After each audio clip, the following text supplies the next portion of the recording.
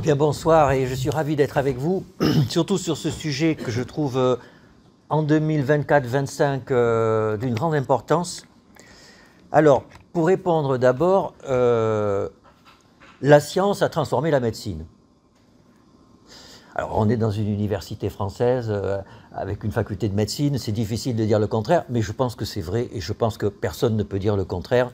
Depuis que la science s'occupe de la médecine, on soigne mieux les patients. Un infarctus du myocarde, un cancer du sein, une méningite cérébrospinale, la vie a changé. Alors ça a été tellement fort que la science s'est mariée avec la médecine. C'est un mariage de raison et il y a eu un contrat de mariage. On le trouve dans l'article R4127 alinéa 32 du Code de la santé publique. Le médecin doit délivrer des soins consciencieux, dévoués et fondés sur les données acquises de la science. Et la HAS nous dit ça tout le temps. Alors la HAS nous dit ça tout le temps, sauf que tout le monde sait que c'est impossible. Alors les patients savent que c'est impossible. Les médecins, au bout d'un certain temps, se rendent compte que c'est impossible. Et puis la HAS fait semblant de penser que c'est possible, mais en fait, ils le savent bien. Alors pourquoi c'est pas possible ? Il y a une raison évidente, c'est que les patients sont terriblement compliqués et que quand on les aborde scientifiquement, on est obligé de les simplifier de façon drastique. Alors il y a deux façons de les simplifier en pratique. On les simplifie par universalisme, ça c'est la biologie, c'est-à-dire nous avons tous un cœur, deux poumons en général, un côlon, etc. Donc nous sommes tous pareils. Et donc, il y a des artères coronaires qui se bouchent, et tout le monde a des artères coronaires qui peuvent se boucher si on est plein de cholestérol, etc. etc. C'est tout le temps comme ça, et que l'on soit en Chine, en France, etc. Les humains sont comme ça. Alors que bien sûr, ce n'est pas vrai ponctuellement, mais ça permet de penser. Et puis, il y a une autre façon de simplifier dont on a besoin parce que, quand on dit qu'une tuberculose, c'est à cause du bacille de Koch, et il suffit de donner un antibiotique pour tuer le bacille de Koch, pour guérir le patient, ça c'est universaliste, comme on le sait, en pratique, ça ne marche pas toujours.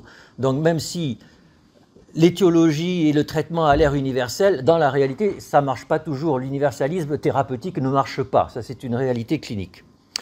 Et donc il y a eu une simplification statistique, à partir de la deuxième moitié du XXe siècle, où, on l'a dit tout à l'heure, on fait des essais randomisés avec la statistique. Et donc là, ce n'est pas universel, c'est en fait, on va faire tendre le patient vers un patient moyen. On sait qu'il n'est pas pareil que le patient moyen, mais il faut bien se débrouiller avec ce qu'on a. Et donc, les résultats des essais thérapeutiques, qu'ils soient randomisés ou pas, nous donnent une information sur un patient moyen, pour le dire vite. On s'en sert pour soigner nos patients en général. Et puis, à la marge, quand le patient est très loin du patient moyen, on s'autorise à ne pas faire comme il faudrait faire en théorie avec les patients moyens. Et donc, les gens ne sont pas dupes, comme je l'ai dit. Ils savent que parfois on leur prescrit un médicament qui a fait la preuve de son efficacité et ils ne sont pas guéris.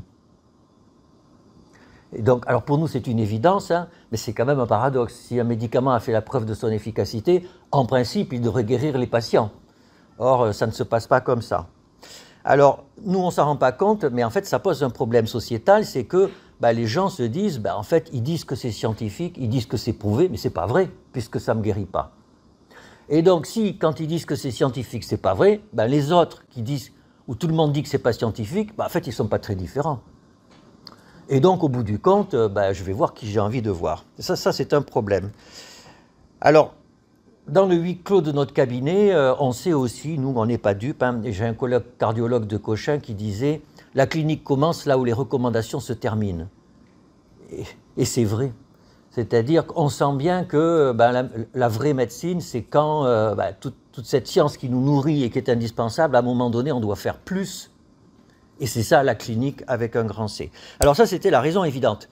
Mais il y a une raison non évidente. Et elle est absolument passionnante.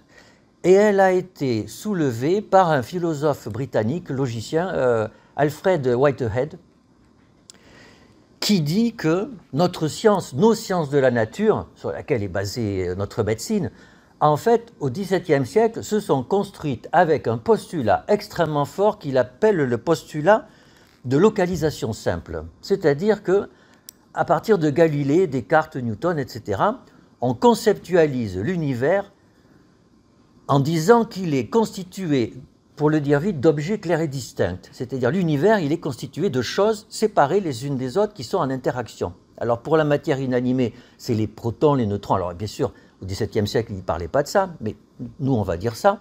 Les neutrons, les protons, les électrons, etc., ce sont des petites choses qui sont séparées et qui interagissent. Et en médecine, on a un cœur, des poumons, etc., et ils interagissent ensemble. Et puis nous sommes des humains individuels et nous interagissons ensemble. Voilà. Et c'est comme ça que les sciences de la nature sont construites. Et ça nous semble d'ailleurs une évidence.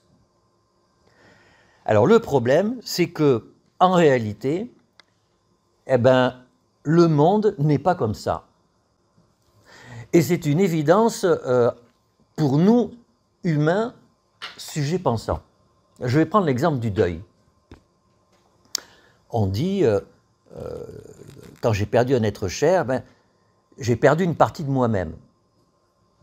Et il y a même Victor Hugo qui a dit, lors de la mort de sa fille, « Tu n'es plus là où tu étais, mais tu es partout là où je suis. Tu es partout là où je suis. » Et c'est extrêmement vrai, c'est-à-dire qu'avec nos enfants, avec nos conjoints, en fait, nous sommes tellement souvent ensemble qu'ils sont partie intégrante de nous. Il n'y a pas de localisation simple.